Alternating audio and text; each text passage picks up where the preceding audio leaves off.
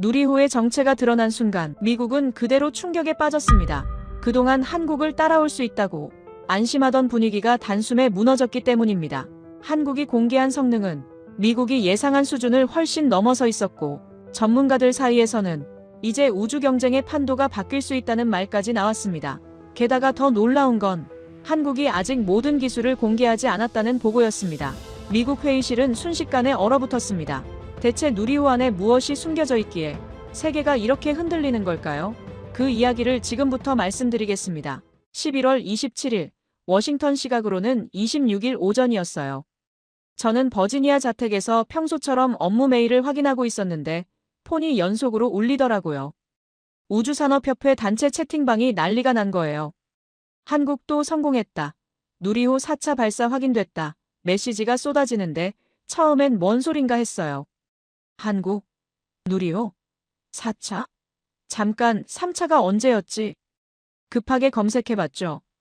한국항공우주연구원 유튜브 라이브 다시 보기를 틀었는데 화면에 카운트다운이 나오더라고요. 관제센터 분위기가 묘했어요. 긴장감이 화면을 통해서도 느껴졌는데 동시에 뭔가 자신감 같은 게 있었어요. 처음 해보는 게 아니라는 표정들. 우리는 이미 3번 해봤다는 눈빛. 그리고 새벽 1시 13분, 엔진 점화. 불꽃이 터지면서 발사체가 올라갔어요. 47m짜리 거대한 로켓이 밤하늘을 가르는 장면. 이게 그 한국 로켓이구나. 제가 처음 한국 우주 프로그램을 접한 건 2009년이었어요. 나로호 1차 발사 실패 보고서가 제 책상에 올라왔었거든요. 그때 상황을 말씀드릴게요. 한국은 2000년대 초반부터 우주 발사체 개발에 뛰어들었어요. 근데 기술이 없어서 러시아랑 손잡았죠. 러시아가 일단 로켓을 만들어주고 한국은 2단 킥모터만 담당하는 구조였어요. 솔직히 말하면 러시아 로켓에 한국 이름 붙인 거나 다름없었어요. 근데 그것마저도 순탄치 않았어요. 2009년 8월 25일, 나로호 1차 발사. 페어링 분리 실패. 페어링이 뭐냐면 로켓 맨 위에 있는 덮개예요. 위성을 보호하는 뚜껑 같은 거죠. 발사할 때는 닫혀 있다가 대기권 벗어나면 양쪽으로 쫙 열려서 떨어져 나가야 해요. 근데 한쪽이 안 떨어진 거예요. 그 바람에 위성이 제대로 분리가 안 됐고 궤도 진입에 실패했어요. 그때 저는 이렇게 메모했어요. 기초기술 부족, 자력 발사까지 최소 15년에서 20년 소요 예상. 2010년 6월, 나로호 2차 발사. 이번엔 발사 137초 만에 공중 폭발. 원인은 일단 로켓 이상. 러시아가 만든 부분이었어요. 한국 입장에서는 억울했겠죠. 우리가 만든 게 아닌데 왜 우리 로켓이 터져야 하냐고. 근데 어쩌겠어요. 기술이 없으니까 빌려 쓰는 거고 빌려 쓰면 이런 리스크를 감수해야 하는 거예요.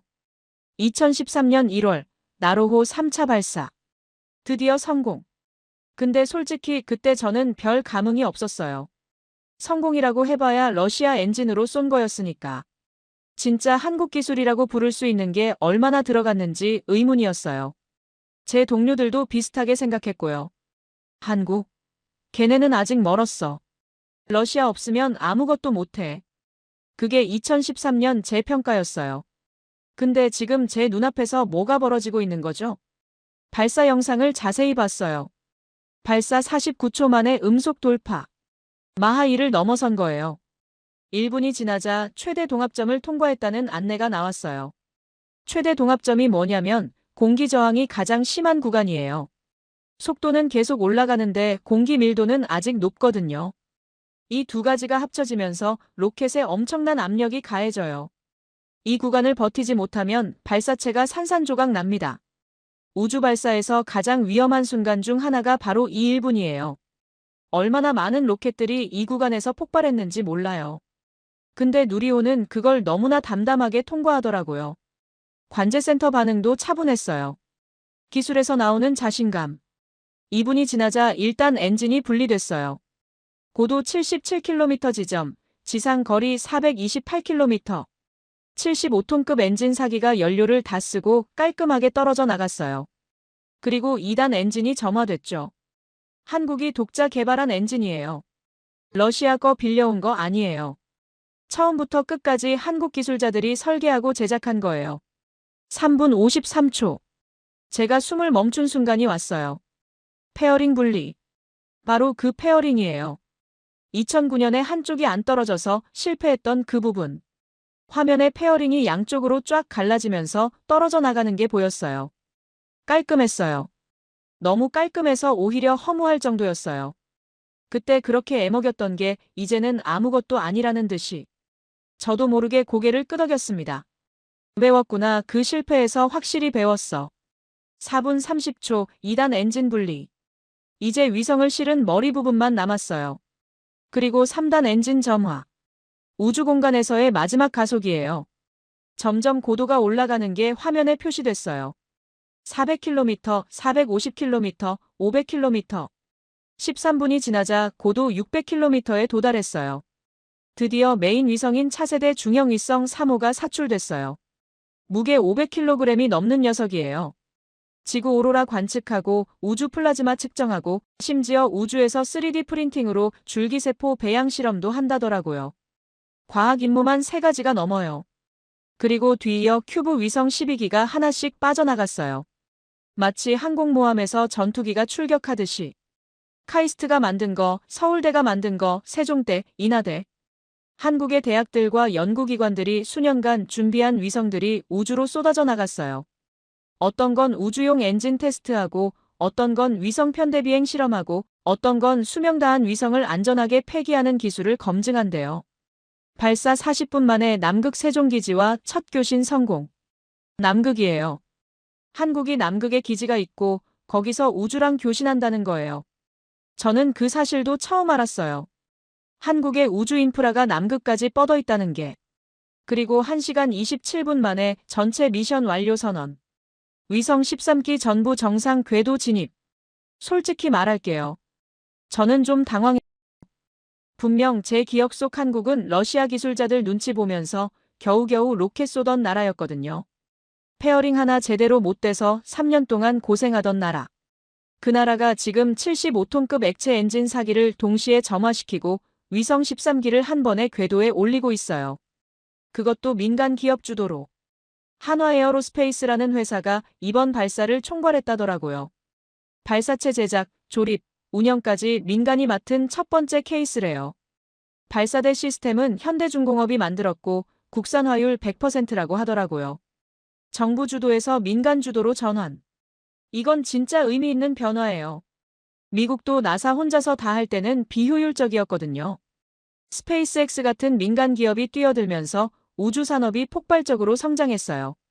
한국이 그 길을 따라가기 시작한 거예요. 근데 속도가 너무 빨라요. 미국은 민간 우주 시대까지 수십 년 걸렸는데 한국은 10년 만에 여기까지 왔어요. 근데 진짜 충격은 이게 끝이 아니었어요. 4일 뒤에 또 한 번 알림이 울렸거든요. 그리고 그 알림을 보는 순간 저는 제 30년 경력에서 내린 판단들을 전부 다시 생각해야겠다고 느꼈어요. 12월 1일이었어요. 이번엔 제가 먼저 뉴스를 찾아봤어요. 누리호 발사 이후로 한국 우주 프로그램이 신경 쓰이기 시작했거든요. 솔직히 인정할 건 인정해야죠. 그 발사 영상 이후로 한국이라는 나라가 다르게 보이기 시작했어요. 저도 모르게 한국 우주 관련 기사를 검색하고 있더라고요. 근데 검색하자마자 속보가 떴어요. 아리랑 7호 발사 성공. 프랑스령 기아나에서 베가 C 로켓으로 발사. 고도 500km 궤도 진입 성공. 발사 1시간 9분 만에 첫 교신. 처음엔 그냥 넘어갈 뻔했어요. 발사체는 유럽 거니까. 한국이 직접 쏜 게 아니잖아요. 프랑스 기아나 우주센터에서 유럽 우주국 로켓인 베가 C가 쏘아 올린 거예요. 그냥 한국이 위성 하나 올렸구나. 그 정도로 생각하고 넘어가려고 했어요. 근데 위성 스펙을 보는 순간 손이 멈췄어요. 해상도 0.3m. 이 숫자가 눈에 딱 박혔어요. 잠깐 내가 잘못 본 건가? 다시 확인해 봤어요. 0.3m 맞네. 30cm급 초고 해상도 광학 관측 위성. 이게 무슨 뜻인지 일반인들은 잘 모를 거예요. 쉽게 설명해 드릴게요. 해상도 0.3m라는 건 우주에서 지구를 내려다볼 때 30cm 크기의 물체를 하나의 점으로 구분할 수 있다는 뜻이에요. 30cm면 대략 어른발 2개 길이에요. 그 정도 크기만 되면 우주에서도 저건 뭔가 다른 물체다라고 인식할 수 있다는 거죠. 이 정도 해상도면 뭘 볼 수 있을까요? 자동차 번호판? 당연히 보여요. 정확히 읽을 수 있어요. 지상에 있는 사람이 있다는 것까지는 확실히 보여요. 그 사람이 뭘 들고 있는지도 대략 식별 가능해요. 군사 장비 같은 경우에는 탱크인지 장갑차인지 트럭인지 구분할 수 있어요. 항구에 정박한 배가 군함인지 화물선인지도 알 수 있죠. 이건 그냥 위성이 아닙니다. 이건 눈이에요. 하늘에서 모든 걸 내려다보는 눈. 저는 나사에서 위성 기술 평가도 많이 했어요. 정찰 위성, 기상 위성, 통신 위성, 과학 위성. 온갖 종류의 위성 스펙을 분석해왔죠. 그래서 이 숫자가 얼마나 대단한지 정확히 압니다.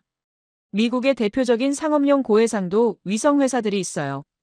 맥사 테크놀로지스, 플래닛 랩스 같은데요. 이 회사들이 운영하는 최고급 상업 위성의 해상도가 0.3m에서 0.5m 수준이에요. 물론 군사 위성은 더 좋죠. 0.1m 이하로 보는 것도 있어요. 하지만 그건 군사 기밀이니까 비교 대상이 아니에요. 상업용 기준으로 한국은 이제 미국과 동급이라는 겁니다. 아니, 어쩌면 더 나을 수도 있어요. 아리랑 7호가 2025년 기술이니까요. 미국 상업위성 중에는 몇 년 전 기술로 만들어진 것들도 있거든요. 최신 기술로 만든 한국 위성이 오히려 더 좋을 수도 있다는 거예요. 갑자기 동료한테 전화가 왔어요. 나사 시절 같이 아시아 프로그램 분석하던 친구였어요. 지금은 민간 위성회사 컨설턴트로 일하고 있죠. 전화 받자마자 이러더라고요.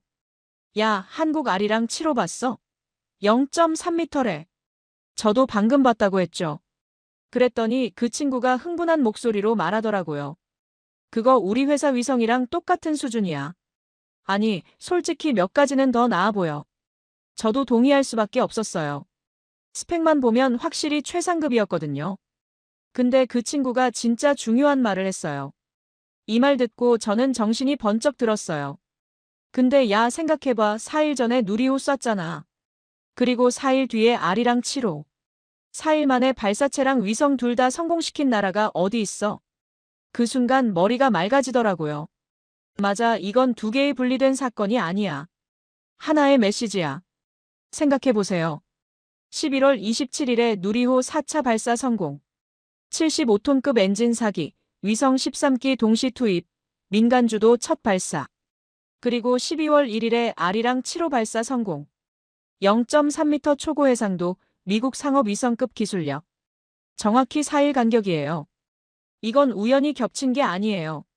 한국이 의도적으로 이 타이밍을 잡은 겁니다. 왜 그랬을까요? 우주산업에서 진짜 강국이 되려면 두 가지가 다 있어야 해요. 첫째, 위성을 만드는 기술. 좋은 카메라, 좋은 센서, 좋은 통신 장비를 탑재한 위성을 설계하고 제작하는 능력. 둘째, 그 위성을 직접 쏘아 올리는 기술. 자기 발사체로 자기 위성을 우주에 올리는 능력. 이 두 가지 중 하나만 있으면 반쪽짜리예요. 아무리 좋은 위성이 있어도 남의 로켓 빌려 쏴야 하면 문제가 있어요. 일단 비용이 비싸요. 스페이스X나 유럽 아리안 스페이스한테 발사 대행 맡기면 수백억 원이 날아가요. 그리고 일정을 내 맘대로 못 정해요. 그들 스케줄에 맞춰야 해요. 급하게 위성 올려야 할 상황이 생겨도 줄 서서 기다려야 한다는 거죠. 더 중요한 건 안보 문제예요. 군사 위성이나 정찰 위성을 남의 로켓에 실어보낼 수 있겠어요? 발사 전에 위성 스펙이 노출될 수 있어요. 어떤 기술이 들어갔는지, 어떤 임무를 수행하는지 민감한 정보가 새어나갈 위험이 있죠. 그래서 진짜 우주 강국들은 자기 발사체를 가지고 있어요. 반대로 로켓만 있고 위성 기술이 없으면요. 그건 그냥 택배기사인 거예요. 집만 날라주는. 남들이 만든 위성 받아서 우주에 올려주고 돈 받는 거죠. 물론 그것도 사업이긴 해요. 하지만 진짜 가치는 위성에 있어요. 위성이 데이터를 모으고 그 데이터가 돈이 되고 안보가 되고 과학이 되는 거니까요. 한국은 4일 만에 둘 다 증명한 겁니다. 누리호로 우리는 직접 쏠 수 있다를 보여줬고 아리랑 7호로 우리 위성 기술은 세계 최고 수준이다를 증명했어요. 발사체와 위성, 두 개의 바퀴가 동시에 굴러가기 시작한 거예요. 이게 무슨 의미인지 아세요? 한국은 이제 완전한 우주 독립국이라는 뜻이에요. 누구한테 부탁 안 해도 돼요. 원할 때 원하는 위성을 원하는 궤도에 올릴 수 있어요. 그 위성으로 원하는 데이터를 수집할 수 있고요. 이건 기술 독립 그 이상이에요. 이건 전략적 자율성이에요. 저는 올해 들어 한국 관련 보고서를 여러 개 썼어요. 반도체 분야에서 삼성과 SK하이닉스가 어떻게 메모리 시장을 장악했는지, 조선 분야에서 한국 조선소들이 어떻게 세계 1위를 탈환했는지, 배터리 분야에서 LG와 삼성 SDI가 어떻게 전기차 시대를 준비하고 있는지, 그때마다 느꼈던 게 있어요. 이 나라는 뭔가 다르다. 한번 따라잡기 시작하면 거기서 멈추질 않아요. 끝까지 가요. 1등 할 때까지 안 멈춰요. 근데 우주는 아직 멀었다고 생각했거든요. 우주는 미국, 러시아, 중국 이 세 나라 게임이라고. 유럽이나 일본, 인도 정도가 2군이고 나머지는 구경꾼이라고. 한국은 당연히 구경꾼 쪽이라고 생각했어요. 그 생각이 완전히 틀렸다는 걸 깨달았습니다.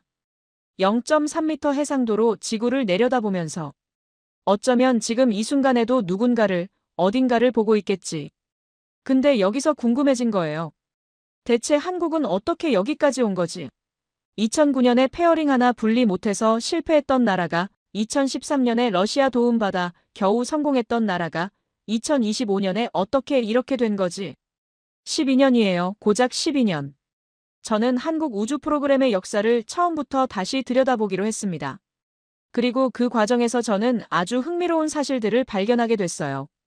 한국이 그 12년 동안 무슨 일을 했는지, 왜 세계가 이 나라를 무시했는지, 그리고 왜 이제는 무시할 수 없게 됐는지. 한국 우주개발 역사를 제대로 이해하려면 1990년대로 거슬러 올라가야 해요. 그때 한국은 우주에 대한 꿈이 있었어요. 하지만 기술은 없었죠. 로켓 엔진을 만들어 본 적도 없고 발사체를 설계해 본 경험도 없었어요. 완전한 제로 베이스였어요. 미국이 1960년대에 달에 사람을 보낼 때 한국은 전쟁 복구하느라 바빴어요. 러시아가 우주정거장을 띄울 때 한국은 경제개발에 올인하고 있었고요. 우주는 꿈도 못 꾸던 시절이 있었어요. 근데 1990년대 들어서면서 상황이 달라졌어요. 한국 경제가 성장하면서 이제 우리도 우주해볼까? 라는 얘기가 나오기 시작했죠. 1993년에 한국항공우주연구원이 설립됐어요. 본격적으로 우주 개발을 시작하겠다는 선언이었죠. 근데 문제는 기술이었어요. 꿈은 있는데 기술이 없었어요. 어디서부터 시작해야 할지도 몰랐어요. 그래서 한국 정부는 결단을 내렸어요. 배우자 기술을 가진 나라에서 배워오자. 문제는 누가 가르쳐 주냐는 거였어요. 우주 발사체 기술은 그냥 기술이 아니에요. 군사 기술이에요. 로켓이랑 미사일은 근본적으로 같은 물건이거든요. 위에 위성 달면 로켓이고 탄두 달면 미사일이에요. 추진체도 같고 유도 시스템도 비슷해요. 그래서 어느 나라도 쉽게 안 가르쳐줘요. 국제적으로 미사일 기술 통제 체제라는 게 있어요. 사거리 300km 이상 미사일 기술은 수출 금지예요. 로켓 기술도 여기에 걸려요. 미국? 절대 안 돼요. 미국은 동맹국한테도 이런 기술은 안 넘겨줘요. 유럽? 마찬가지예요. 기술료 내고 사겠다고 해도 안 팔아요. 중국? 당시 한국이랑 수교한 지 얼마 안 됐을 때예요. 기술 협력 같은 건 꿈도 못 꿨죠. 남은 선택지는 러시아였어요. 1990년대 러시아는 소련 붕괴 이후 경제가 엉망이었어요. 우주기술은 세계 최고 수준인데 돈이 없었죠. 소련 시절에 쌓아놓은 기술은 있는데 그걸 유지할 예산이 부족했어요. 과학자들 월급도 제때 못 주는 상황이었대요. 그래서 러시아는 기술을 팔기 시작했어요. 배경이 좀 씁쓸하죠. 없어서 파는 거니까. 한국은 그 기회를 잡았어요. 2004년에 러시아와 계약을 맺었죠. 러시아가 1단 로켓을 만들어주고 한국은 2단 킥모터를 담당하고 함께 발사하는 구조였어요. 이게 나로호 프로젝트의 시작이었어요. 한국 최초의 우주 발사체. 전라남도 고흥 나로도에서 발사한다고 해서 붙은 이름이죠. 근데 러시아가 순순히 기술을 가르쳐줬을까요? 천만에요. 러시아는 철저했어요. 일단 로켓은 러시아에서 완제품으로 가져왔어요. 한국 기술자들은 그 안을 들여다볼 수도 없었어요. 엔진 구조가 어떻게 되어 있는지, 연료 시스템이 어떻게 작동하는지, 제어 알고리즘이 뭔지 전부 블랙박스였어요. 러시아 기술자들이 와서 조립하고 점검하고 발사 버튼까지 눌렀어요. 한국은 그냥 옆에서 지켜보는 거였어요. 한국 기술자들 입장에서는 답답했을 거예요. 배우러 왔는데 아무것도 안 보여주니까. 회의할 때 중요한 기술 얘기 나오면 러시아 측이 한국 사람들 내보냈대요. 그 부분은 못 듣게 그래도 어쩌겠어요. 기술이 없으니까 을의 입장인 거죠. 돈 주는 쪽이 한국인데 기술 가진 쪽이 갑이에요. 러시아 기술자들 눈치 보면서 겨우겨우 프로젝트를 진행했어요. 저는 그 시절 보고서들을 본 적 있어요. 나사에서 아시아 우주 프로그램 분석할 때 한국 자료도 봤거든요. 그때 느낀 게 뭐냐면 한국은 진짜 눈치밥을 먹고 있구나. 기술을 배우고 싶은데 상대가 안 가르쳐 주니까 옆에서 힐끔힐끔 보면서 배우는 거예요. 누가 가르쳐 주는 게 아니라 훔쳐보는 거죠. 그게 당시 한국 우주 개발의 현실이었어요. 2009년 8월 25일, 드디어 나로호 1차 발사. 한국 전체가 들떴어요. 최초의 우주 발사체 발사라고 역사적인 순간이라고. 전국에서 생중계를 봤대요. 학교에서도 틀어줬고 회사에서도 다 같이 모여서 봤대요. 카운트다운이 시작되고 엔진이 점화되고 나로호가 하늘로 솟구쳤어요. 여기까지는 완벽했어요. 문제는 그 다음이었어요. 발사 후 약 3분, 페어링 분리 시점이 왔어요. 아까 말씀드렸죠. 페어링은 위성을 보호하는 덮개예요. 발사할 때는 닫혀 있다가 대기권 벗어나면 양쪽으로 쫙 열려서 떨어져 나가야 해요. 그래야 위성이 밖으로 나갈 수 있거든요. 근데 한쪽이 안 떨어진 거예요. 반쪽만 열린 채로 올라간 거죠. 위성이 반쪽 열린 덮개에 걸려서 제대로 분리가 안 됐고 목표 궤도에 진입하지 못했어요. 바다에 추락했죠. 발사 실패. 전국이 침묵에 빠졌어요. 그렇게 기대했는데, 그렇게 준비했는데 덮개 하나가 안 열려서 전부 물거품이 된 거니까요. 수천억 원이 바다에 가라앉은 거예요. 근데 더 억울한 건 그 페어링이 한국이 만든 부분이었다는 거예요. 러시아가 만든 1단 로켓은 완벽하게 작동했어요. 추력도 정상이었고 분리도 깔끔했어요. 한국이 담당한 부분에서 문제가 생긴 거죠. 국내에서 비판 여론이 거셌어요. 그 돈 들여서 뭐 했냐, 기초도 안 되어 있으면서 우주 발사는 무슨, 이런 얘기들이 쏟아졌대요. 기술자들 입장에서는 피눈물 났겠죠. 처음 해보는 건데 당연히 실패할 수도 있는 거잖아요. 2010년 6월, 나로호 2차 발사. 이번엔 제대로 해보자 철저하게 준비했어요. 페어링 분리 메커니즘을 완전히 새로 설계했어요. 수십 번 지상 시험을 했고 문제 없다는 걸 확인했어요. 발사 당일, 다시 전국이 주목했어요. 이번엔 되겠지, 이번엔 성공하겠지. 국민들 마음이 다시 모였어요. 발사 137초 만에 공중 폭발. 통신이 끊기더니 하늘에서 불꽃이 터졌어요. 나로호가 산산조각 났어요. 생중계로 전국에 그 장면이 나갔어요. 이번엔 일단 로켓 문제였어요. 러시아가 만든 부분에서 이상이 생긴 거예요. 엔진 연소실 쪽 결함이었다고 나중에 밝혀졌어요. 한국 입장에서는 더 억울했겠죠. 우리가 만든 거 아닌데? 러시아 거에서 터졌는데 왜 우리가 욕먹어야 해? 러시아한테 따졌대요. 니니가 만든 엔진에서 문제 생긴 거 아니냐고. 근데 러시아는 우리 책임 아니다라고 발뺌했대요. 원인 분석 자료도 제대로 안 줬고요. 어쩌겠어요. 로켓 이름은 나로호고 발사 주체는 한국이니까요. 실패의 책임도 한국이 지는 거예요. 그게 을의 서러움이에요. 기술 없이 남의 거 빌렸으면 이렇게 되는 거예요. 저는 그때 보고서에 이렇게 썼어요. 한국 우주 프로그램, 구조적 한계 노출. 핵심 기술 없이 외국 의존도가 너무 높음. 자력 발사 능력 확보까지 최소 15년 이상 소요 예상. 솔직히 15년도 낙관적으로 본 거였어요. 20년, 30년 걸려도 이상하지 않다고 생각했어요. 2013년 1월, 나로호 3차 발사. 세 번째 도전. 이번이 마지막이었어요. 또 실패하면 나로호 프로젝트 자체가 접힐 수도 있었어요. 예산도 바닥났고 여론도 안 좋았고 기술자들 부담이 엄청났대요. 이번엔 무조건 성공해야 한다.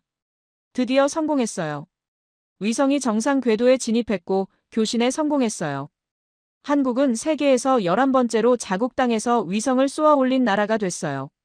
국내에서는 환호했죠. 드디어 우주 강국 반열에 올랐다고. 근데 저는 좀 다르게 봤어요.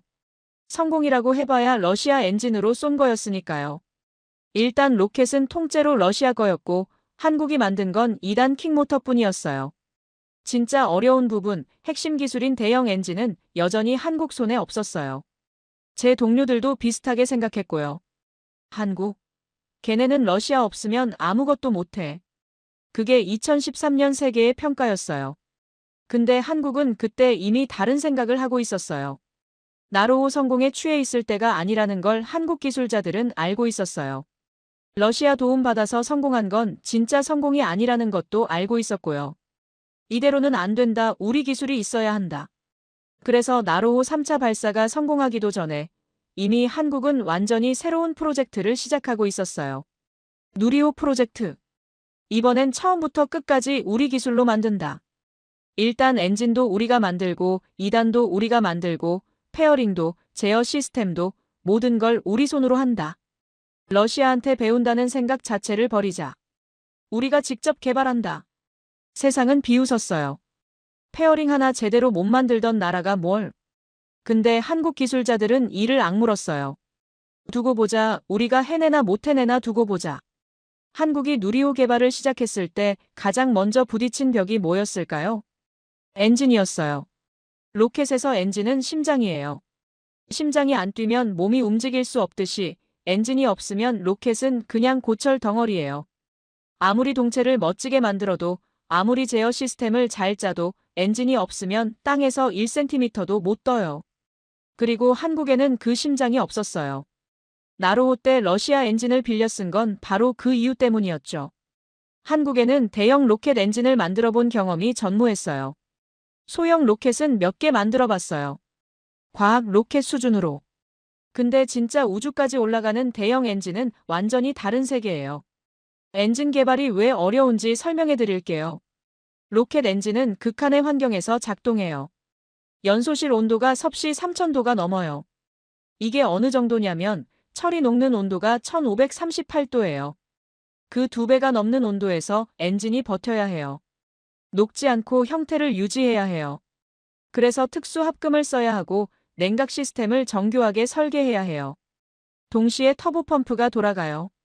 터보펌프가 뭐냐면 연료 탱크에서 연료를 뽑아서 연소실로 밀어넣는 장치예요. 이게 초당 수백 리터의 연료를 뿜어내야 해요.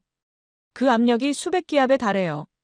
일반 자동차 타이어 공기압이 2, 3기압인데 그거 100배가 넘는 압력이 터보펌프 안에서 발생해요.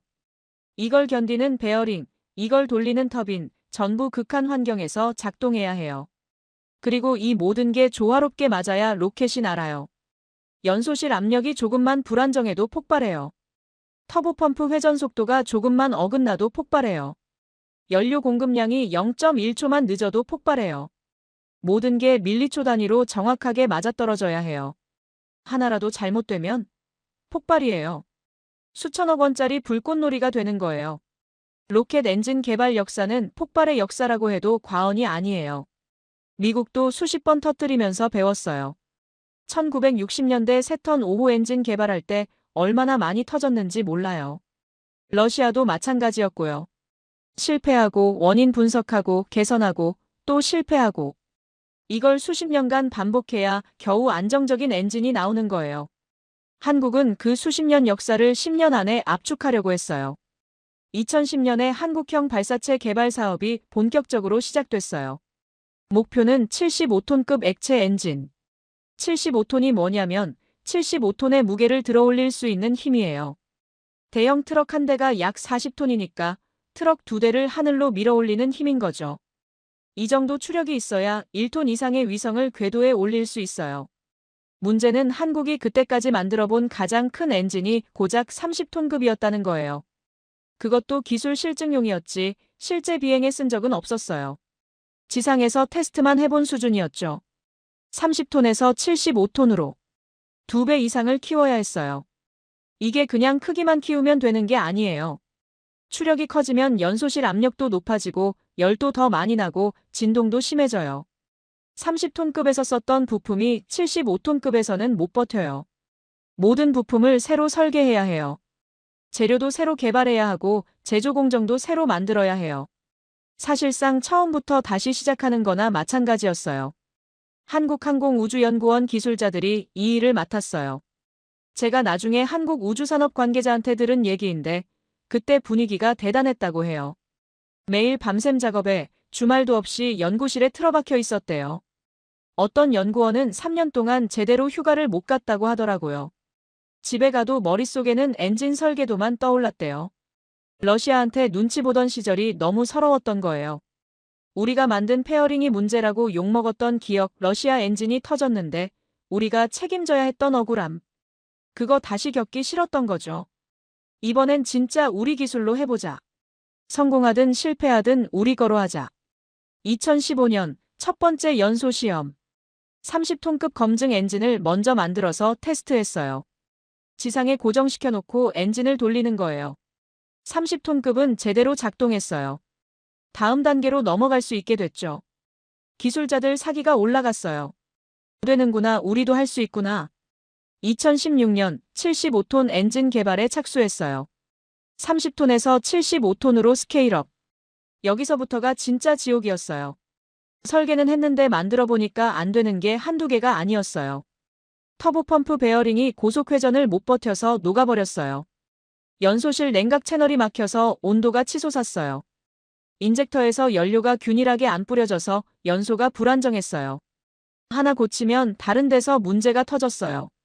그리고 2016년 여름 첫 번째 큰 사고가 터졌어요. 75톤 엔진 연소 시험 도중에 폭발이 일어났어요. 시험대가 박살났고 엔진은 완전히 파괴됐어요. 불기둥이 수십 미터 치솟았대요. 다행히 원격으로 조종했기 때문에 인명피해는 없었어요. 근데 몇 년간의 노력이 순식간에 날아갔어요. 연구원들 사이에서 좌절감이 퍼졌다고 해요. 이거 정말 되는 건가? 우리가 너무 무모한 거 아닌가? 75톤이 애초에 불가능한 목표 아니었나? 회의감이 들었대요. 어떤 연구원은 그날 밤 술을 마시면서 울었다고 하더라고요.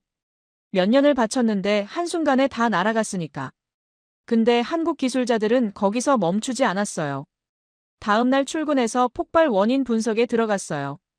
터보펌프 베어링 쪽 윤활 시스템 문제였어요. 고속회전 중에 윤활유 공급이 끊겨서 베어링이 과열됐고 그게 연쇄적으로 다른 부품에 영향을 줘서 폭발한 거였어요. 설계를 수정했어요. 윤활 시스템을 이중화했어요. 재료를 더 내열성 좋은 걸로 바꿨어요. 그리고 다시 만들었어요.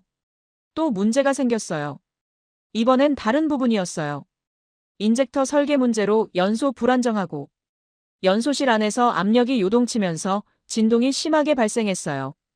이대로 비행하면 동체가 버티지 못해요. 또 고쳤어요. 인젝터 구멍 크기를 조절하고 배치를 바꾸고 연료 분사 패턴을 수정했어요. 이 과정을 수십 번, 수백 번 반복했어요. 실패하고 고치고 실패하고 고치고. 한 번 시험하는데 몇 달이 걸려요. 엔진 만드는데도 시간 걸리고 시험 준비하는데도 시간 걸리고. 한 번 실패하면 몇 달치 노력이 날아가는 거예요. 저는 그 과정을 전혀 몰랐어요. 나사에서 한국 우주 프로그램 보고서가 가끔 올라오긴 했는데 그때마다 그냥 개발 진행 중이라는 말만 적혀 있었거든요. 구체적으로 뭘 하고 있는지, 어디까지 왔는지, 몇 번 실패했는지 그런 정보는 없었어요. 한국이 조용히 진행하고 있었던 거죠. 2018년 11월 드디어 75톤 엔진 연소 시험 성공. 목표 추력 도달. 연소 안정성 확보. 154초 연속 연소 성공. 이게 얼마나 대단한 건지 설명해 드릴게요. 로켓 1단 엔진은 보통 2분에서 2분 반 정도 작동해요. 154초면 거의 그 전체 시간을 커버하는 거예요. 실제 비행 환경과 거의 같은 조건에서 버틴 거죠. 75톤짜리 불꽃이 150초 넘게 안정적으로 뿜어져 나왔어요. 한국이 진짜로 해낸 거예요. 8년이 걸렸어요. 수십 번의 실패와 폭발을 겪으면서. 근데 결국 해냈어요. 저는 그 뉴스를 봤을 때도 솔직히 반신반의했어요. 시험이야 성공했다고 치자. 근데 실제 비행은 다른 문제야. 지상에서 고정된 상태로 엔진 돌리는 거랑 하늘을 날면서 엔진 돌리는 건 전혀 다른 얘기야. 진동도 다르고 압력 변화도 다르고 온도 조건도 달라. 비행시험 해봐야 알지. 그래서 그때도 저는 크게 신경 안 썼어요. 2021년 10월 21일, 누리호 1차 발사. 전 세계 우주업계가 주목했어요. 한국이 정말로 독자 발사체를 날리는구나. 75톤 엔진 사기를 묶어서 일단 로켓 만들고 그 위에 75톤 단일 엔진으로 2단 만들고 맨 위에 7톤급 엔진으로 3단 만들고 처음부터 끝까지 한국 기술이래. 진짜 되나 보자. 발사는 순조로웠어요. 일단 분리 성공. 75톤 엔진 사기가 완벽하게 작동하고 깔끔하게 떨어져 나갔어요. 페어링 분리 성공. 2009년에 실패했던 그 페어링이 이번엔 양쪽 다 열렸어요. 2단 분리 성공. 여기까지는 완벽했어요. 문제는 3단 엔진이었어요. 목표보다 46초 일찍 엔진이 꺼졌어요. 헬륨 탱크 고정 문제로 연료 공급이 중단된 거였어요. 그 바람에 위성 모사체가 목표 속도에 도달하지 못했고 궤도 진입에 실패했어요. 엄밀히 말하면 완전한 성공은 아니었죠. 한국 정부는 부분 성공이라고 발표했어요. 근데 저는 그때 느낀 게 있었어요. 한국이 정말 여기까지 왔구나. 일단 엔진이 완벽하게 작동했어요.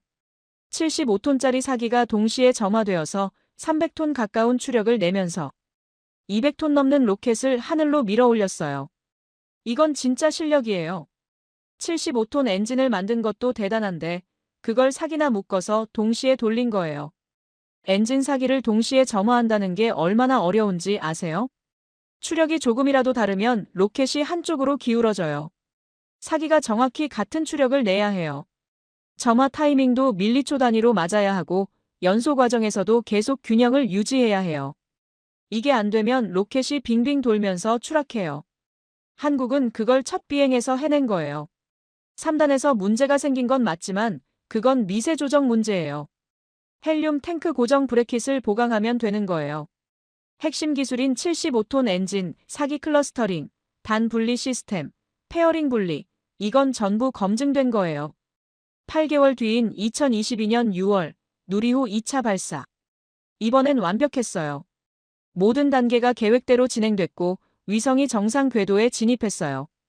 한국은 세계에서 7번째로 1톤급 실용 위성을 자력 발사한 나라가 됐어요. 11번째 우주발사국에서 7번째 실용위성 발사국으로. 한 단계가 아니라 4단계를 뛰어넘은 거예요. 저는 그때 처음으로 제 예측이 틀렸다는 걸 인정했어요. 2013년에 15년, 20년 걸린다고 했잖아요. 근데 9년 만에 해낸 거예요. 그것도 러시아 도움 없이 처음부터 끝까지 독자 기술로. 75톤 엔진 개발에 8년, 비행 검증에 1년. 총 9년 만에 자력 발사 능력을 확보한 거예요.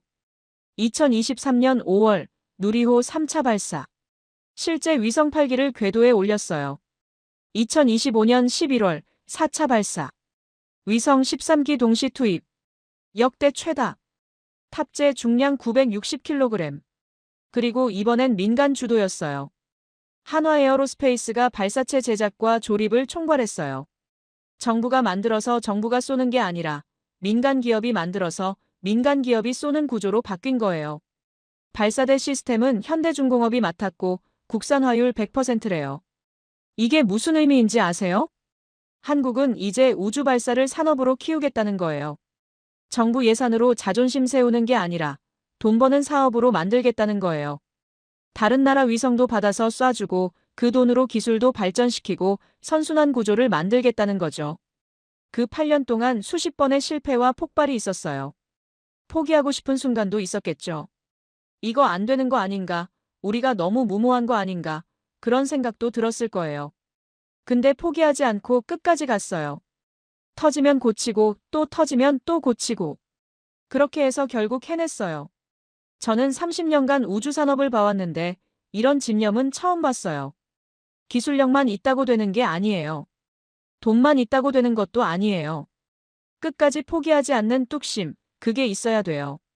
한국은 그게 있었어요. 눈치밥 먹던 서러움을 연료 삼아서 8년을 버틴 거예요. 근데 발사체만으로는 반쪽이에요. 로켓은 결국 위성을 나르는 도구예요. 진짜 중요한 건 그 위성이 뭘 할 수 있느냐는 거죠. 한국은 발사체 기술을 증명했어요. 그럼 위성 기술은? 아리랑 7호가 그 답을 보여줬어요. 0.3m. 그 숫자가 뭘 의미하는지 이제 본격적으로 말씀드려야겠어요. 아리랑 7호 얘기를 본격적으로 해볼게요. 누리호가 한국의 달이라면 아리랑 7호는 한국의 눈이에요. 다리가 있어야 우주에 갈 수 있고 눈이 있어야 우주에서 뭔가를 볼 수 있어요. 둘 다 있어야 진짜 우주 강국인 거죠. 한쪽만 있으면 반쪽짜리예요. 12월 1일 아리랑 7호가 발사됐어요. 발사 장소는 프랑스령 기아나 쿠르 우주센터. 발사체는 유럽 우주국의 베가 C 로켓이었어요. 여기서 의문이 생길 수 있어요. 한국이 누리호 있는데 왜 유럽 로켓으로 쐈냐고. 이유가 있어요. 아리랑 7호는 500km 태양동 기궤도에 올라가야 하는데 이 궤도는 발사 방향이랑 각도가 까다로워요. 나로 우주센터에서 쏘면 일본 상공을 지나가야 해서 안전 문제가 있어요. 그래서 적도 근처에 있는 기아나 우주센터를 이용한 거예요. 발사체는 유럽 거지만 위성은 100% 한국 기술이에요. 설계부터 제작까지 전부 한국항공우주연구원이 했어요. 그리고 그 위성의 핵심은 바로 카메라예요. 0.3m급 초고 해상도 광학 카메라. 이 숫자가 뭘 의미하는지 정확하게 설명해 드릴게요. 해상도 0.3m라는 건 위성 카메라가 지구를 찍었을 때 30cm 크기를 하나의 픽셀로 구분할 수 있다는 뜻이에요. 쉽게 말하면 우주에서 찍은 사진에서 30cm짜리 물체가 점 하나로 보인다는 거예요. 그보다 작으면 안 보이고 그보다 크면 여러 개의 점으로 보이죠. 30cm면 대략 성인 남성 어깨 너비예요. 이 정도 해상도면 뭘 볼 수 있을까요? 제가 구체적으로 말씀드릴게요. 자동차요? 당연히 보여요. 차량 종류까지 구분 가능해요. 세단인지 SUV인지 트럭인지 다 알 수 있어요. 번호판도 보여요. 정확히 읽을 수 있어요. 지상에 있는 사람도 보여요. 사람이 서 있는지 앉아 있는지도 구분돼요. 뭔가를 들고 있으면 그것도 보여요. 가방인지 우산인지 정도는 알 수 있죠. 군사 장비라면 더 정밀하게 볼 수 있어요. 탱크가 있다고 치면 그게 어떤 종류의 탱크인지 알 수 있어요. 포탑 형태, 차체 길이, 궤도, 폭 이런 게 다 보이거든요. 항구의 정박한 배도 마찬가지예요. 군함인지 화물선인지, 군함이라면 구축함인지 순양함인지 이런 것까지 식별 가능해요. 비행장에 있는 전투기도 보여요. 경납고 문이 열려 있으면 안에 뭐가 있는지도 보여요. 전투기가 몇 대 있는지, 미사일이 장착되어 있는지, 정비 중인지 출격 준비 중인지 이런 것들이 사진 한 장에 다 담겨요. 이건 그냥 위성이 아닙니다. 이건 하늘에 떠 있는 정찰기예요. 저는 나사에서 위성기술 평가 업무도 많이 했어요. 미국 정찰 위성 프로그램에 대한 보고서도 본 적 있고 상업용 고해상도 위성 회사들 분석도 했어요. 그래서 이 0.3m라는 숫자가 어떤 의미인지 정확히 알아요. 미국의 대표적인 상업용 고해상도 위성 회사가 맥사 테크놀로지스예요. 월드뷰 시리즈 위성을 운영하는 곳이죠. 이 회사 최신 위성 해상도가 0.3m에서 0.5m 수준이에요. 플래닛 랩스라는 회사도 있어요. 여기는 소형 위성을 수백 개 띄워서 지구 전체를 매일 촬영하는 곳인데 개별 위성 해상도는 3m에서 5m 정도예요. 수량으로 승부하는 거죠. 0.3m급 고해상도 위성을 가진 나라가 몇 개나 될까요? 미국, 러시아, 중국, 이스라엘, 프랑스. 여기에 이제 한국이 추가된 거예요. 일본도 있긴 한데 일본 최신 정찰 위성이 0.5m급이에요. 한국 아리랑 7호가 일본보다 나은 거예요. 한국이 일본을 앞선 거예요. 위성 해상도에서. 이게 얼마나 대단한 건지 맥락을 말씀드릴게요. 일본은 1970년대부터 우주 개발을 했어요. 한국보다 20년 이상 먼저 시작했죠. 위성 기술도 당연히 앞서 있었어요. 근데 지금 해상도만 놓고 보면 한국이 더 좋은 위성을 가지게 된 거예요. 아리랑 7호가 특별한 이유가 또 있어요. 첫째, 이건 순수 광학 위성이에요. 레이더 위성이 아니라 카메라로 찍는 위성이에요. 광학 위성의 장점은 사진 품질이 뛰어나다는 거예요. 사람 눈으로 보는 것처럼 자연스러운 이미지가 나와요. 분석하기도 쉽고요. 둘째, 민군 겸용이에요. 공식적으로는 재난 감시, 국토 관측, 해양 감시 이런 민간 임무를 수행한다고 되어 있어요. 산불 났을 때 피해 범위 파악하고 홍수 났을 때 침수 지역 확인하고 불법 조업 선박 탐지하고 근데 0.3m 해상도면 군사 정찰도 충분히 가능해요. 북한 미사일 기지 감시하거나 군사시설 동향 파악하거나. 셋째, 발사 1시간 9분 만에 첫 교신에 성공했어요. 이건 위성이 정상 작동한다는 걸 빠르게 확인한 거예요. 우주 환경에서 모든 시스템이 제대로 돌아간다는 증거죠. 위성은 발사할 때 엄청난 진동을 받아요. 그 충격에도 불구하고 카메라도 멀쩡하고 통신 장비도 멀쩡하고 태양전 지판도 정상 전개됐다는 뜻이에요. 한국은 1999년에 아리랑 1호를 발사했어요. 그때 해상도가 6.6m였어요. 26년 만에 해상도가 22배 좋아진 거예요. 6.6m에서 0.3m로. 이건 그냥 카메라 렌즈 좋은 걸로 바꿨다고 되는 게 아니에요. 광학 시스템 전체를 새로 설계해야 하고 위성 자세 제어 기술도 훨씬 정밀해야 하고 이미지 처리 기술도 완전히 달라야 해요. 0.3m 해상도를 얻으려면 위성이 얼마나 안정적으로 자세를 유지해야 하는지 아세요? 손떨림을 생각해 보세요. 카메라로 멀리 있는 물체를 찍을 때 조금만 손이 떨려도 사진이 흔들리잖아요. 위성도 마찬가지예요. 500km 상공에서 30cm 물체를 찍으려면 위성 자세가 0.001도도 흔들리면 안 돼요. 0.001도가 뭐냐면 1km 떨어진 곳에서 1.7cm 차이예요. 거의 안 움직이는 것처럼 고정되어 있어야 한다는 뜻이에요. 이걸 초속 7km로 날아가면서 해야 해요. 위성이 지구를 도는 속도가 초속 7km예요. 그 속도로 날아가면서 지상 30cm 물체를 흔들림 없이 찍어야 해요. 이게 얼마나 어려운 기술인지 감이 오세요? 한국이 그걸 해낸 거예요. 저는 아리랑 7호 스펙을 보면서 생각했어요. 한국은 발사체만 발전한 게 아니구나. 위성 기술도 세계 최고 수준까지 올라온 거구나. 이건 진짜 무섭다. 왜 무섭냐고요? 발사체 기술이랑 위성 기술을 둘 다 가진 나라는 뭐든 할 수 있어요. 원할 때 원하는 위성을 원하는 궤도에 올릴 수 있어요. 정찰 위성이 필요하면 정찰 위성 올리고, 통신 위성이 필요하면 통신 위성 올리고, 기상 위성이 필요하면 기상 위성 올리고. 누구한테 부탁할 필요가 없어요. 전략적 자율성이라고 하죠. 한국이 그걸 확보한 거예요. 그리고 더 중요한 게 있어요. 이건 시작일 뿐이라는 거예요. 아리랑 8호 계획이 이미 진행 중이래요. 이번엔 레이더 위성이에요. 광학 위성은 날씨 영향을 받아요. 구름 끼면 못 찍어요. 밤에도 못 찍고요. 근데 레이더 위성은 구름도 뚫고 밤에도 찍을 수 있어요. 광학 위성이랑 레이더 위성을 같이 운영하면 24시간 전천 후 감시가 가능해지는 거예요. 한국이 그 방향으로 가고 있어요. 누리호 4차 발사 성공. 아리랑 7호 발사 성공. 4일 간격으로 2번의 성공. 이건 우연이 아니에요. 한국이 세계한테 보여주는 거예요. 우리는 로켓도 있고 위성도 있다.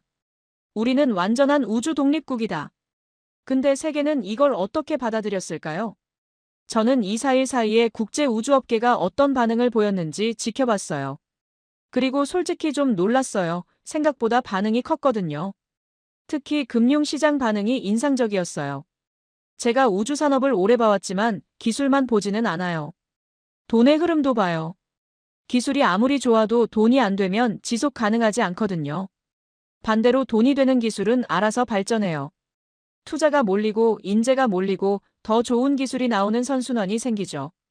그래서 저는 새로운 기술이 나오면 항상 시장 반응을 같이 봐요. 누리호 4차 발사 다음 날 한국 증시가 열렸어요. 한화에어로스페이스 주가가 급등했어요. 장 시작하자마자 매수 주문이 쏟아졌대요. 외국인 투자자들도 많이 샀다고 하더라고요. 이유가 뭘까요? 누리호 4차 발사가 처음으로 민간 주도였기 때문이에요. 1차, 2차, 3차 발사까지는 정부 주도였어요. 한국항공우주연구원이 발사체를 만들고 정부 예산으로 발사했어요. 그건 국가 프로젝트지 사업이 아니에요. 근데 4차 발사는 달랐어요. 한화에어로스페이스가 발사체 제작과 조립을 총괄했어요. 민간 기업이 주도한 첫 번째 발사였죠. 이게 투자자들한테는 완전히 다른 신호예요.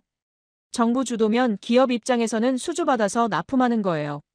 정부가 돈 주면 만들어주고 안 주면 안 만들고. 수익이 정부 예산에 달려 있어요. 근데 민간 주도가 되면 기업이 직접 사업을 하는 거예요. 다른 나라 위성도 받아서 쏴주고 그 돈으로 기술도 발전시키고 매출이 생기는 거죠. 한화에어로스페이스가 우주 발사 사업자가 된 거예요. 투자자들은 이걸 본 거예요. 한국이 우주 발사 시장에 진입했다. 한화가 그 사업을 한다. 그럼 한화한테 발사 맡기려는 고객이 생기겠지.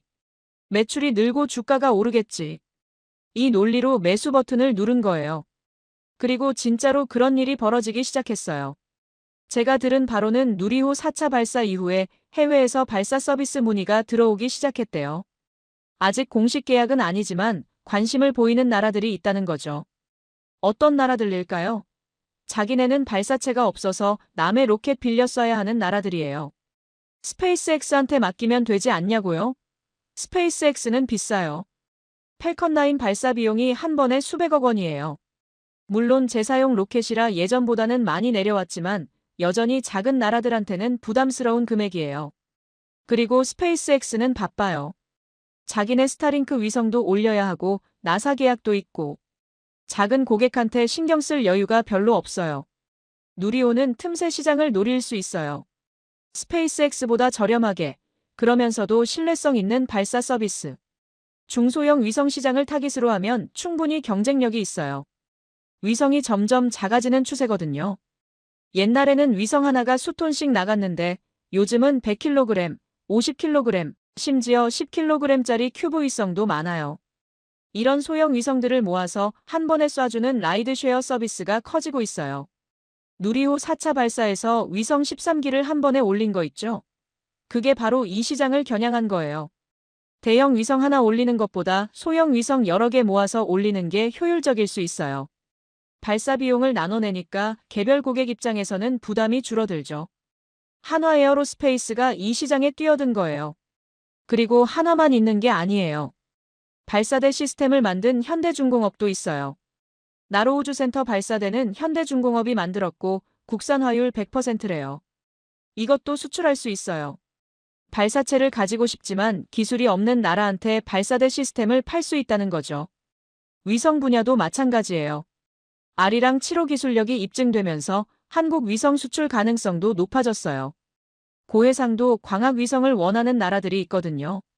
근데 직접 개발하기는 어렵고 그런 나라들한테 한국이 위성을 만들어서 팔 수 있어요. 위성도 팔고 발사도 해주고 운영 기술도 전수해주고 패키지로 팔 수 있는 거죠. 한국 우주 산업이 수출 산업이 될 수 있다는 거예요.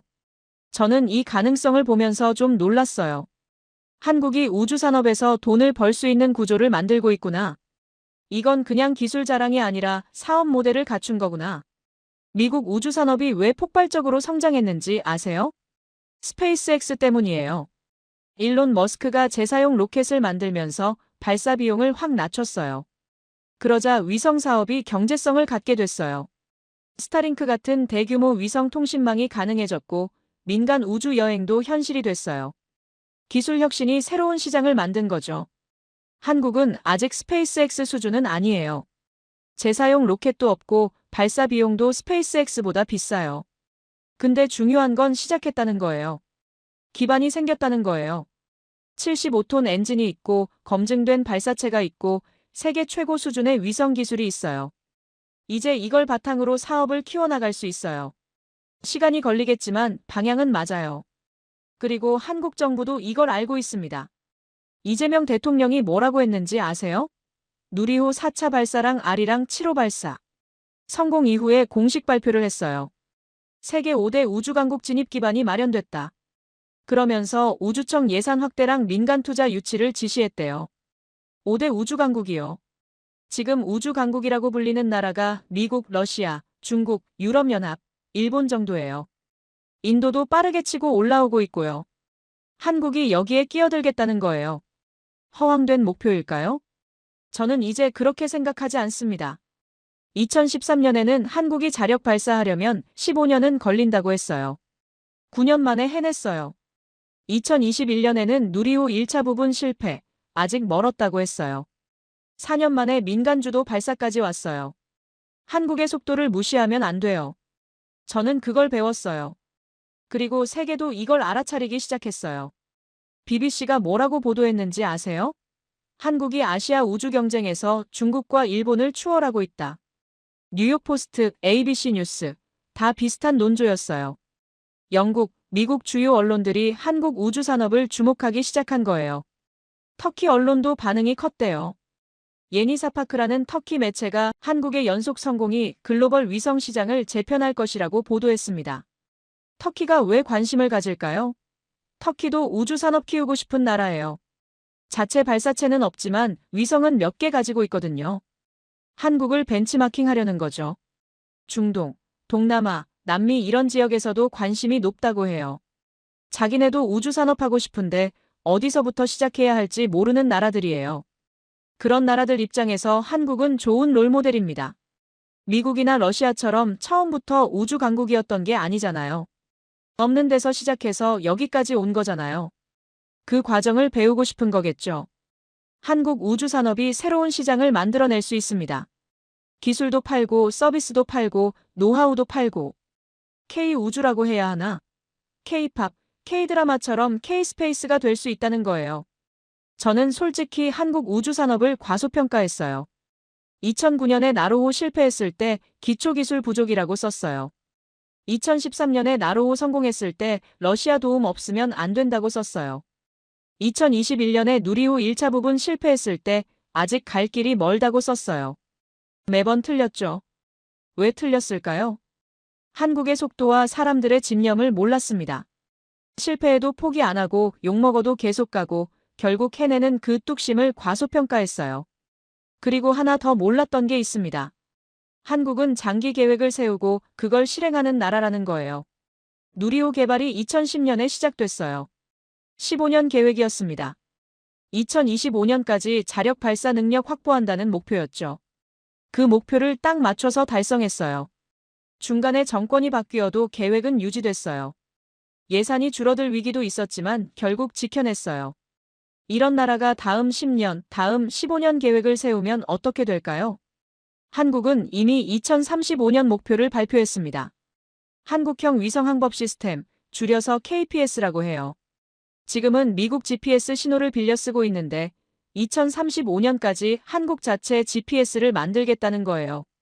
위성 8기를 올려서 한반도 상공의 항법 시스템을 구축한다는 계획이죠. 그뿐이 아니에요. 재사용 발사체도 개발하겠대요. 누리호는 일회용이거든요. 한 번 쏘면 버려요. 근데 스페이스X처럼 다시 내려와서 재사용하는 발사체를 만들겠다는 거예요. 메탄 엔진 기반으로요. 이게 되면 발사 비용이 확 줄어들어요. 2045년에는 달 착륙선도 보내겠대요. 한국 발사체에 한국 착륙선 실어서 달에 보내겠다는 거예요. 지금은 꿈 같은 얘기처럼 들리죠? 근데 2013년에 한국이 독자 발사체 만든다고 했을 때도 다들 꿈 같은 얘기라고 했습니다. 12년 만에 해냈잖아요. 2045년이면 지금부터 20년 뒤예요. 20년이면 뭐든 할 수 있죠. 12년 만에 75톤 엔진 만들고 자력 발사 능력 확보한 나라예요. 20년 주면 달 착륙쯤은 할 수 있지 않을까요? 저는 이제 한국을 무시 못해요. 한 번 속았으면 두 번은 안 속거든요. 근데 제가 진짜 주목하는 건 따로 있습니다. 한국이 왜 이렇게 우주에 진심인가 하는 거예요. 돈이 되니까? 물론 그것도 있겠죠. 근데 그것만으로는 설명이 안 돼요. 8년 동안 엔진 폭발시키면서 개발하는 건 돈 때문만으로는 못해요. 뭔가 다른 게 있습니다. 다음에 그 얘기를 해드릴게요. 한국이라는 나라가 왜 이렇게 우주에 매달리는지. 그 답을 찾다 보니까 흥미로운 패턴이 보이더라고요. 저는 30년간 우주 산업을 봐왔어요. 그동안 수십 개 나라의 우주 프로그램을 분석했어요. 성공한 나라도 있고 실패한 나라도 있고 중간에 포기한 나라도 있어요. 그래서 어떤 나라가 우주에서 성공하고 어떤 나라가 실패하는지 어느 정도 패턴이 보여요. 돈이 많다고 되는 게 아니에요. 사우디, 아랍에미리트 이런 나라들 돈 엄청 많잖아요. 우주에도 투자 많이 합니다. 근데 자력 발사 능력은 없죠. 돈으로 기술을 살 수 있는 게 아니거든요. 기술자를 살 수는 있어도 기술 그 자체는 못 사요. 기술은 시간을 들여서 쌓아야 하는 거예요. 실패하고 배우고 다시 하고 그 과정을 거쳐야 내 것이 되는 거예요. 인구가 많다고 되는 것도 아니에요. 인도네시아 인구가 2억 7천만이에요. 브라질이 2억 1천만이고요. 둘 다 한국보다 인구가 4배 이상 많습니다. 근데 자력 발사 능력은 한국이 먼저 갖췄어요. 인도네시아는 아직 없고 브라질은 있긴 한데 한국보다 늦었어요. 영토가 넓다고 되는 것도 아니에요. 호주가 한반도의 35배 크기예요. 발사장 지을 땅이 남아돌지만 자력 발사 능력이 없습니다. 미국이랑 협력해서 발사장은 만들었는데 발사체는 미국 거 빌렸어요. 그럼 뭐가 필요한 걸까요? 저는 한국을 보면서 그 답을 찾은 것 같아요. 세 가지가 있어야 합니다. 절박함, 집념, 그리고 시스템. 첫 번째, 절박함. 한국이 왜 우주에 이렇게 매달리는지 처음엔 이해가 안 됐어요. 미국이야 냉전 시대에 소련이랑 경쟁하느라 우주에 목숨 걸었죠. 지는 쪽이 세계 패권을 잃는 거니까. 중국도 마찬가지예요. 미국 따라잡아야 한다는 국가적 목표가 있으니까. 러시아는 소련 시절부터 해왔던 거고. 한국은 왜요? 한국이 우주 안 한다고 나라가 망해요? 근데 한국 우주 개발 역사를 자세히 들여다보니까 이해가 됐습니다. 한국한테 우주는 선택이 아니라 생존이에요. 한국의 지정학적 위치를 보세요. 북쪽에 북한이 있고 핵무기를 가지고 있고 수시로 미사일을 쏴요. 서쪽에 중국이 있어요. 세계 2위 경제대국이자 군사대국이죠. 동쪽에 일본이 있어요. 역사적으로 복잡한 관계고 지금도 경쟁 관계예요. 이 세 나라 사이에 끼어 있는 게 한국이에요. 이런 환경에서 살아남으려면 뭐가 필요할까요? 눈이 필요해요. 주변에서 뭔 일이 벌어지는지 볼 수 있는 눈. 북한이 미사일 발사 준비하는지, 중국 군함이 어디로 이동하는지, 일본이 뭘 하고 있는지. 이걸 실시간으로 볼 수 있어야 해요. 그래야 대응할 수 있으니까. 아리랑 7호가 바로 그 눈이에요. 0.3m 해상도. 북한 전역을 훤히 들여다볼 수 있어요. 미사일 기지에서 뭔가 움직이면 바로 알 수 있습니다.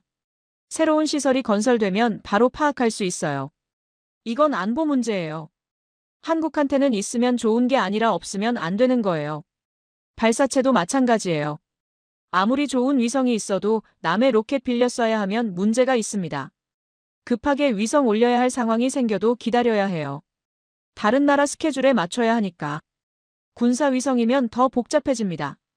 민감한 기술이 담긴 위성을 남의 로켓에 실어보내야 하니까. 누리호는 그 문제를 해결할 수 있어요.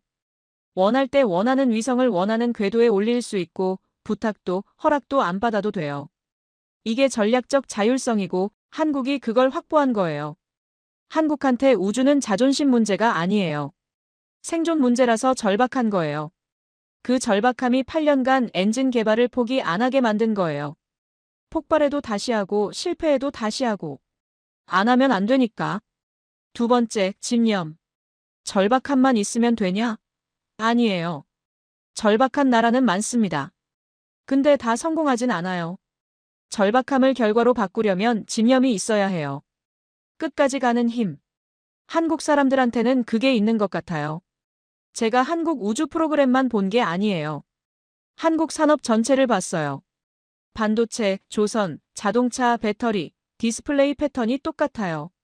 처음엔 아무것도 없어요. 기술도 없고 경험도 없어요. 선진국들한테 기술 이전 요청하면 거절당해요. 안 가르쳐줘요. 그럼 어떻게 해요? 직접 실패 경험하면서 겪습니다. 근데 멈추지 않고 계속 나아가요. 그러다 어느 순간 따라잡아요. 따라잡으면 거기서 멈추냐? 아니에요. 추월해요. 1등 할 때까지 안 멈춰요. 반도체가 그랬어요. 1980년대에 삼성이 반도체 한다고 했을 때 다들 비웃었대요. 일본이 반도체 시장 장악하고 있었거든요. 한국이 뭔데 반도체를 해? 근데 삼성이 해냈어요. 지금 메모리 반도체 세계 1위가 삼성이에요. 2위가 SK하이닉스예요. 둘 다 한국 기업입니다. 1970년대에 현대가 조선소 짓는다고 했을 때 배 한 척 안 만들어 본 나라가 뭔 조선소냐고 했대요. 근데 지금 세계 조선업 1위가 한국이에요. HD현대, 한화오션, 삼성중공업. 전 세계 선박 수주량의 절반 이상을 한국이 가져갑니다. 자동차도 배터리도 디스플레이도 다 마찬가지예요. 없는 데서 시작해서 세계 1위 하는 나라. 그게 한국이에요. 우주도 똑같은 패턴을 밟고 있는 거예요. 지금은 스페이스X한테 한참 뒤처져 있지만 10년 뒤, 20년 뒤에는 모르는 거예요. 저는 더 이상 한국을 무시 안 해요. 세 번째, 시스템. 절박함이랑 집념만 있으면 개인은 성공할 수 있습니다. 근데 우주는 개인이 하는 게 아니에요. 수천 명의 기술자가 수백 개의 기업이 수십 년간 협력해야 해요. 이걸 조율하는 시스템이 있어야 되고 그 시스템을 한국은 만들어냈습니다. 정부가 장기 계획을 세웠어요. 2010년에 2025년까지 자력 발사 능력 확보라는 목표를 정했어요. 15년 계획이었죠. 그리고 그 계획을 일관되게 추진했습니다. 중간에 대통령이 3번 바뀌었어요. 정권이 바뀔 때마다 우주 정책이 흔들릴 수도 있었어요. 근데 안 흔들렸어요. 왜냐하면 공감대가 있었습니다. 우주는 해야 한다. 이건 보수든 진보든 동의하는 거였어요. 예산 삭감 위기도 있었지만 결국 지켜냈어요. 정치인들 사이에서도 우주 예산은 건들지 말자는 암묵적 합의가 있었대요. 그리고 민간 기업들이 참여했습니다. 한화에어로스페이스가 발사체 만들고 현대중공업이 발사대 만들고 삼성전자 메모리 칩이 위성에 들어가고 대기업들이 우주산업에 진지하게 투자하기 시작했습니다. 정부가 시작하고 민간이 받아서 키우는 구조가 만들어진 거예요. 대학들도 참여했어요. 누리호 4차 발사에 실린 큐브 위성 12기 중 상당수가 대학에서 만든 거예요. 카이스트, 서울대, 세종대, 인하대. 학생들이 직접 위성 설계하고 제작했어요. 이게 뭘 의미하냐면 다음 세대 우주 인력이 양성되고 있다는 거예요. 시스템이 돌아가고 있는 거예요. 정부가 방향을 잡고 연구소가 핵심 기술을 개발하고 민간 기업이 사업화하고 대학이 인력을 키우고 이 4개의 톱니바퀴가 맞물려 돌아가고 있습니다. 이게 되는 나라가 많지 않아요. 절박함, 집념, 시스템 이 3가지가 한국에 있습니다. 그래서 한국이 여기까지 온 거예요. 그리고 그래서 한국이 더 멀리 갈 거라고 저는 생각해요. 저는 30년 동안 우주산업을 보면서 많은 나라를 평가했어요. 어떤 나라는 과대평가했고 어떤 나라는 과소평가했어요. 한국은 제가 가장 크게 과소평가한 나라예요. 그리고 그 과소평가에 대한 대가를 지금 치르고 있어요. 제 예측이 계속 틀리고 있으니까. 근데 솔직히 말하면요. 이렇게 틀리는 게 기분 나쁘지 않아요. 오히려 흥미로워요. 제 예측을 깨는 나라가 있다는 게. 제가 불가능하다고 생각한 걸 해내는 사람들이 있다는 게. 우주산업을 보는 재미가 바로 이런 거거든요. 4일 만에 2번의 성공. 누리호 4차 발사, 아리랑 7호 발사. 이건 그냥 2번의 로켓 발사가 아닙니다. 한국이라는 나라가 세계에 보내는 메시지예요. 우리는 여기 있다. 우리는 해냈다. 그리고 우리는 더 갈 거다. 저는 그 메시지를 받았어요. 그리고 인정해요. 한국 대단하네요. 근데 진짜 중요한 건 이제부터예요. 여기까지 온 건 대단하지만 여기서 멈추면 의미가 없어요. 끝이 아니라 시작입니다. 한국의 우주 이야기는 이제 막 본격적으로 시작된 거예요. 그리고 저는 그 이야기가 어떻게 전개될지 정말 궁금해요. 여러분, 대한민국 국민이라는 게 자랑스럽습니다. 대한민국 화이팅!